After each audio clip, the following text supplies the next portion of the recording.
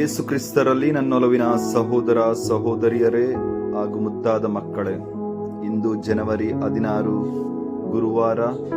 ಇಂದಿನ ಶುಭ ಸಂದೇಶ ಮಾರ್ಕ 1:40-45.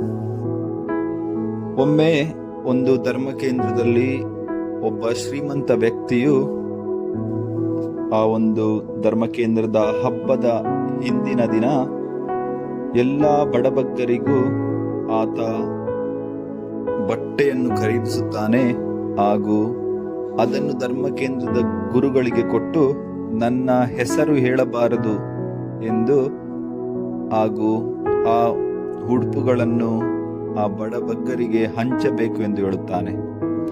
ಧರ್ಮ ಕೇಂದ್ರದ ಗುರುಗಳು ಆತನು ಹೇಳಿದಂತೆ ಎಲ್ಲ ಬಡಬಗ್ಗರಿಗೂ ಆ ಹೊಸ ಉಡುಪುಗಳನ್ನು ನೀಡುತ್ತಾರೆ ಹಾಗೂ ಬಲಿಪೂಜೆಯ ನಂತರ, ಹಬ್ಬದ ಬಲಿಪೂಜೆಯ ನಂತರ ಆತನನ್ನು ಮುಂದೆ ಕರೆದು ಸನ್ಮಾನ ಮಾಡುತ್ತಾರೆ.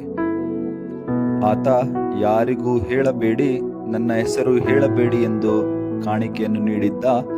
ಆದರೆ ಧರ್ಮ ಕೇಂದ್ರದ ಗುರುಗಳು ಎಲ್ಲರ ಮುಂದೆ ಆತನು ಮಾಡಿದಂತಹ ಒಳ್ಳೆಯ ಕಾರ್ಯವನ್ನು ಪ್ರಶಂಸಿಸಿ ಸನ್ಮಾನಿಸಿದ. ಇಲ್ಲಿ ಉತ್ತಮ ರೀತಿಯಾದಂತಹ ಅವಿಧೇಯತೆಯನ್ನು ನಾವು ನೋಡುತ್ತೇವೆ. ಇಂದಿನ ಶುಭ ಸಂದೇಶದಲ್ಲಿ ಪ್ರಭು ಯೇಸು ಕ್ರಿಸ್ತರು ಒಬ್ಬ ಕುಷ್ಠರೋಗಿಯನ್ನು ಗುಣಪಡಿಸುತ್ತಾರೆ ಹಾಗೂ ಆತನ ಬಳಿ ಹೇಳುತ್ತಾರೆ, ನೀನು ಹೊರಗೆ ಹೋಗಿ ಇದರ ಕುರಿತು ಯಾರಿಗೂ ಹೇಳಬಾರದು ಎಂದು. ಈ ಒಳ್ಳೆಯ ಕಾರ್ಯದ ಕುರಿತು ಯಾರಿಗೂ ಹೇಳಬಾರದು ಎಂದು ಹೇಳುತ್ತಾರೆ.